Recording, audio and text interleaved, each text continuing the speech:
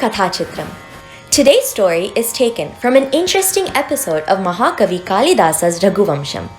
The episode is also based upon Shatavadani Dr. R. Ganesh's lecture series on the same and Kavi Kulaguru Kalidasa, a book by Sri Ranga.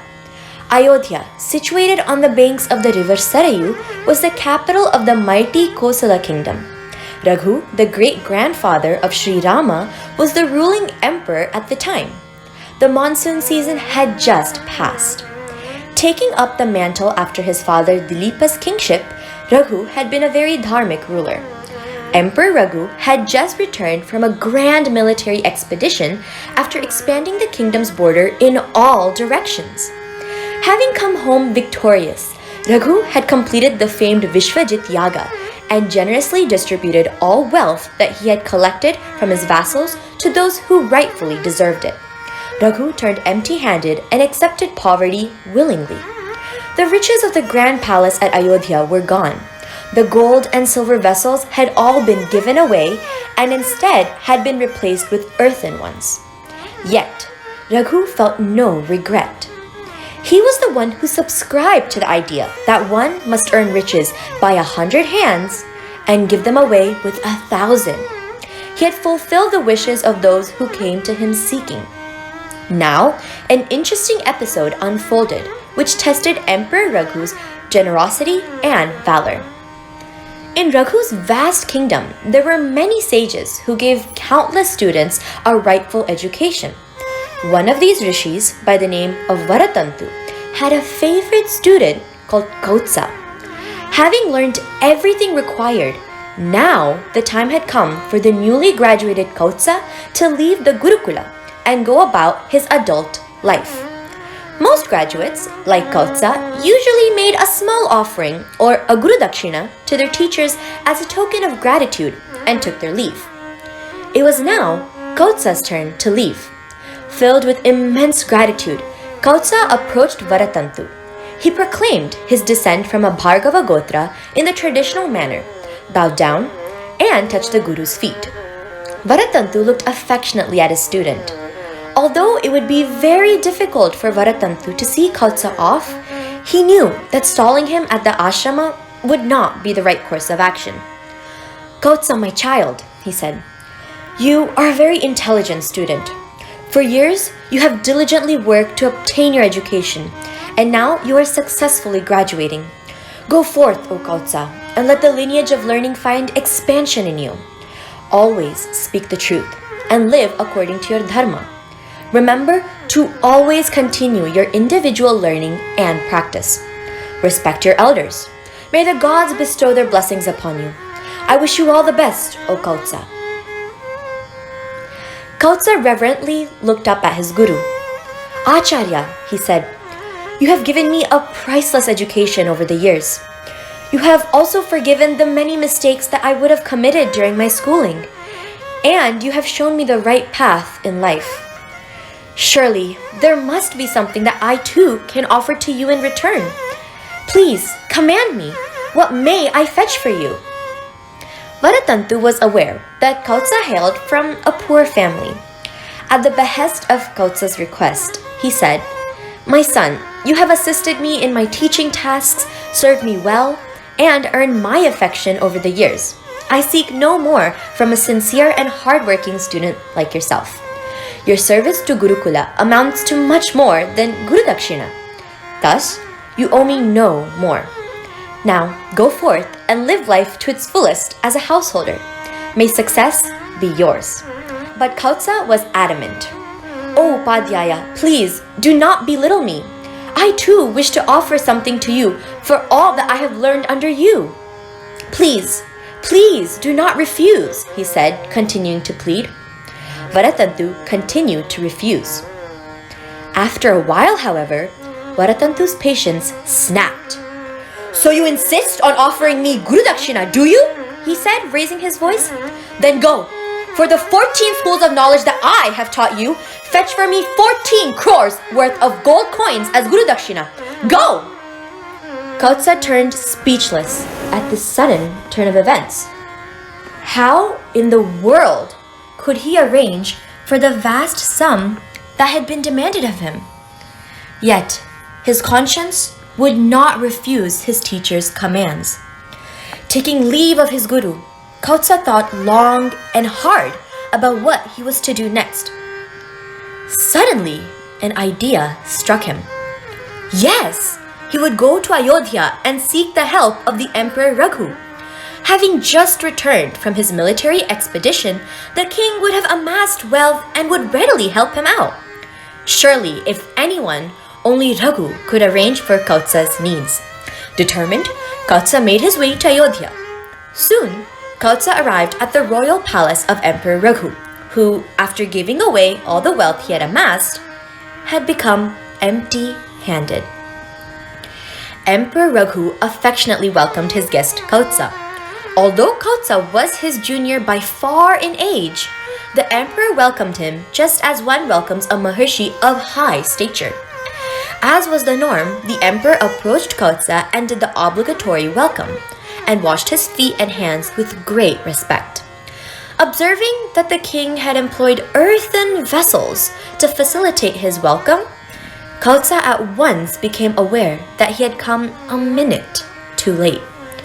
He immediately understood Raghu's prevailing financial status. It would not be wise to stay in Ayodhya any longer. He would have to seek another benefactor for meeting his needs instead, Kautsa decided. Meanwhile, Raghu was still unaware of Kautsa's intentions or the purpose of his visit to the palace. Smiling merrily, he began to converse with Kautsa. "Is your guru doing well? I hope their tapas is going undisturbed. May I take it that there has been no fear of dacoits, thieves, and robbers? And of the fierce wild animals? Is the ashrama faring well? And are there enough supplies of milking cows, flowering plants, and water? Are the trees taken care of with such dedication and love by the sages without danger? Surely there has been no infringement by the surrounding towns upon the peace of the tapovana. Are the deer and the animals of the ashrama free to wander without harm?" Kautsa was pleased with the emperor's concern for even the smallest minute of his kingdom. "O king," he began, "my guru is well indeed. The ashrama and all of its inhabitants are faring well too. Like your illustrious father Dilipa, you too are a connoisseur of knowledge. Thanks to your able rule, students in the kingdom are well-versed scholars of all kinds. Schooling in the kingdom is faring very well. There's no fear of dacoity or poverty in any part of the kingdom. With an able and good ruler like you, everyone and everything in the kingdom are happy and well. May your clan continue to shine." Raghu continued, "What may I do for you, O young sage? If there is something that I may be able to do for you, I will be very happy. Pray tell me, what can I do for you?" "O king," Kautsa said in response, "much obliged. I did come to you with a request for help, but it seems though I've come a little too late. No matter, I shall approach someone else for my guru dakshina. You, just like a great monsoon cloud who has just generously poured rain, have risen in height and stature. Like arriving upon an already harvested field, I have come very late. Except for mobilizing my guru dakshina, I have no other work at this moment. That's fine, never mind. Now, I shall take my leave of you, O king. Please give me permission. May you fare well." Ah! Raghu immediately understood the purpose of Kautsa's visit to Ayodhya.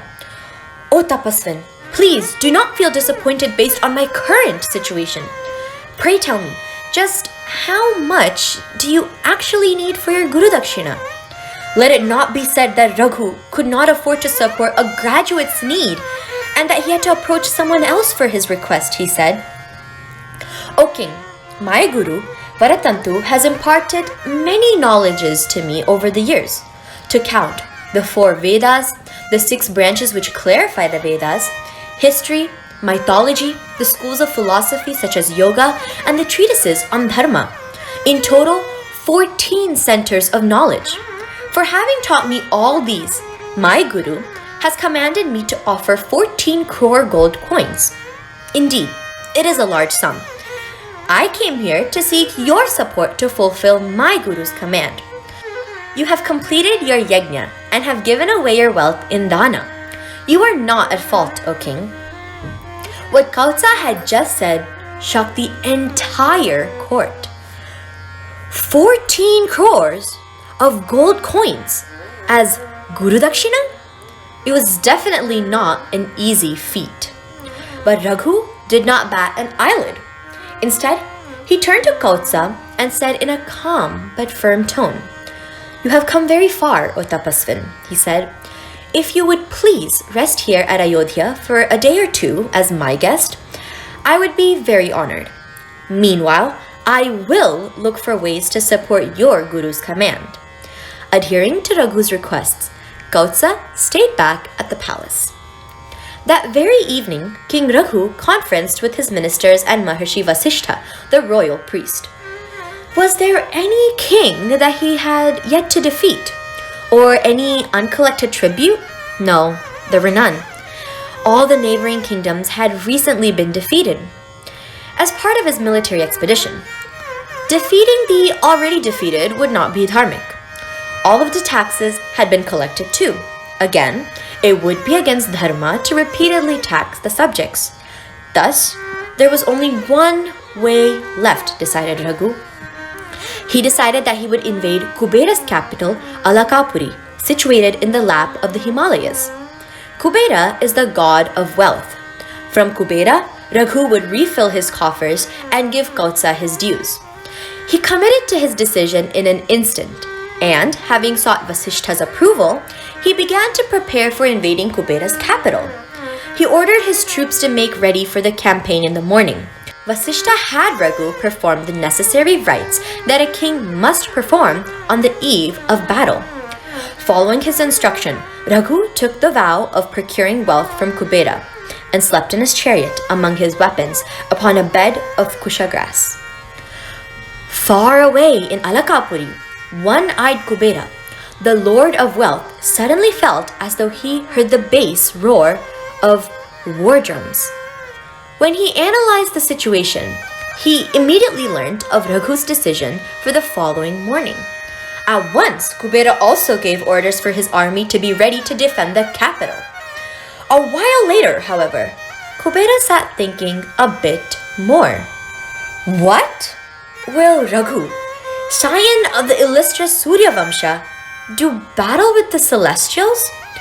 Will Raghu, a descendant of Bhagiratha, who managed to escort Ganga from the heavens to the earth, war with me? In any case, what enmity exists between Alakapuri and Ayodhya? Will he, who is born in the line of Ikshvaku, who rode upon Lord Indra himself in the form of a bull and thus earned the name Kakutstha, assail my city? What may be his intentions, even?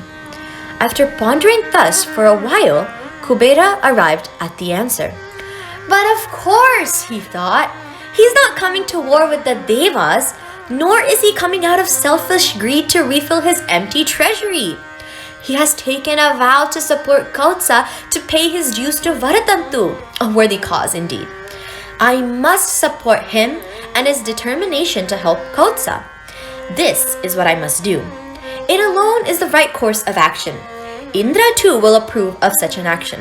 I will not war with the son of Dilipa. It is not dharma, Kubera decided. The following dawn, Raghu rose before sunrise at a sacred hour and set upon completing his preparations. As the sun rose into the skies from the east, the king performed the morning sandhya, and with his mind set upon capturing for Kautsa the sum of money required, he donned his gold armor, picked up his bow, and got into his chariot. Suddenly, a cry came from the palace grounds. It was the attendants of the royal treasury who came running towards him. "Your Majesty, a great miracle has happened," they said. "By some divine coincidence, all our stores have overflowed with golds and gems. Come here, Rajan, and see for yourself." Indeed, the Devas themselves shower upon those who strive for great things, reasoned Raghu, and reverently saluted Kubera and Indra for their benevolence. Then, Raghu invited Kautsa to the treasury without any delay and said to him, "O Tapasvin, here, I give all this to you. The gods have produced this grand wealth in support of your guru, sage Varatantu. I request that you accept this great pile of gold that the gods have showered down." Kautsa replied smilingly, "O king, yours is the dynasty whose descendants are famed for their determined spirit. This gift of the gods does not surprise me. But, O Rajan, I refuse to take even a single coin more than what I must give to my guru. That much is sufficient." "How now?" said Raghu. "O Tapasvin, this wealth has been procured for your cause and your use alone. I forbid even a small portion of it to stay in the state coffers. Let it all be piled onto carts, camels, and elephants and taken to sage Varatantu." The residents of the city of Ayodhya marveled at this odd disagreement. On one hand, there was the mighty Raghu, who refused to keep a single coin, though his coffers were empty, procured immeasurable quantities of gold merely by the power of his will, and was engaged in aggressively pressing Kautsa to accept more than he had asked for. On the other, there was the veritable Maharshi Kautsa, who, though being poor, refused to accept even half a coin more than what he needed to give his preceptor. Such must be the willpower of a giver, they thought. Such must also be the determined selflessness of the seeker who accepts with honor. Janasya saketa nivasinasto dvavapya bhutam abhinandya sattvo. Janasya saketa nivasinasto dvavapya bhutam abhinandya sattvo.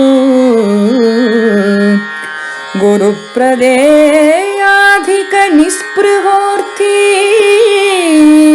kriporthi kamadadhika pradascha.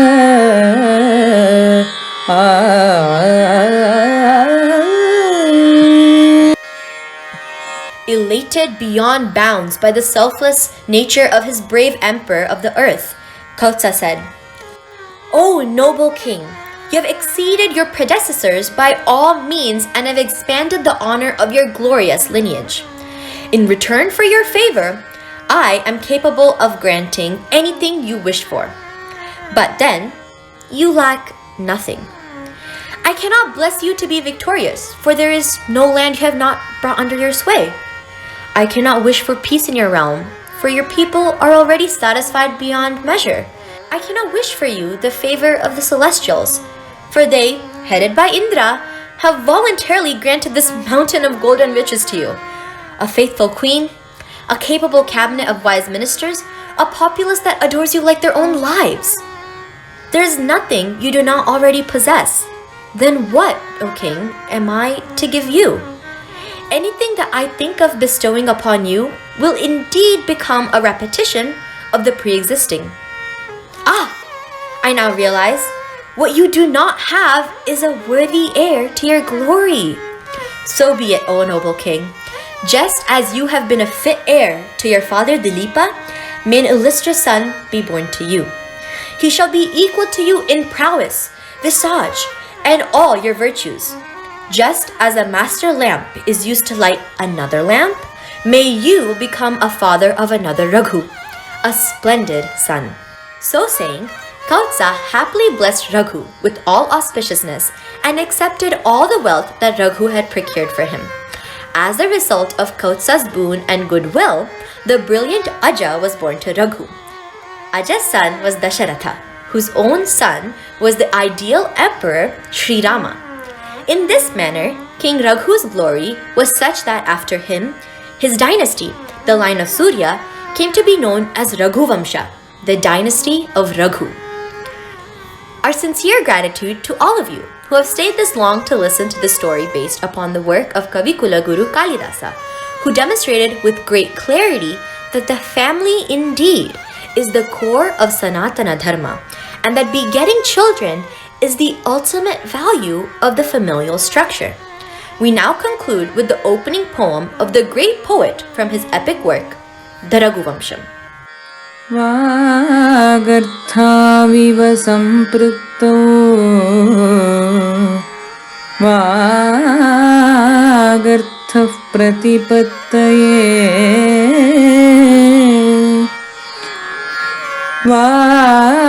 वागर्थाविव सम्पृक्तौ वागर्थः प्रतिपत्तये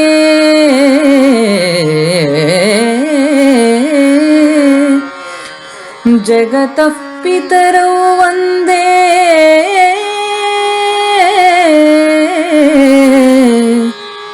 Parvati परमेश्वरौ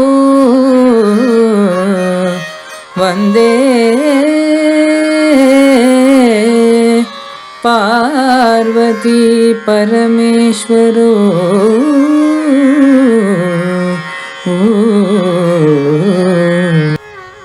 We thank Shatavadhani Dr. R. Ganesh and Vidushi Samudyata Mattur for their invaluable help in the production of this Kathaa-Chitram. It was based on Shatavadhani Dr. R. Ganesh's lecture series on the Raghuvamsham and Sri Ranga's novel Kavikula Guru Kalidasa. The poems chosen from the Raghuvamsham were sung by Srimati Samudyata Mattur, art by Dr. Chandana Shri and Chiranjeevi Sumant, music by Kumari Aparna Ganapati and Chiranjeevi Sumant. Adaptation from Kannada to English was done by Aparna and Sumant. Assistance in composition, Srimati Asha Rudrapatna. And I am the presenter, Siri Tantri. Shubham.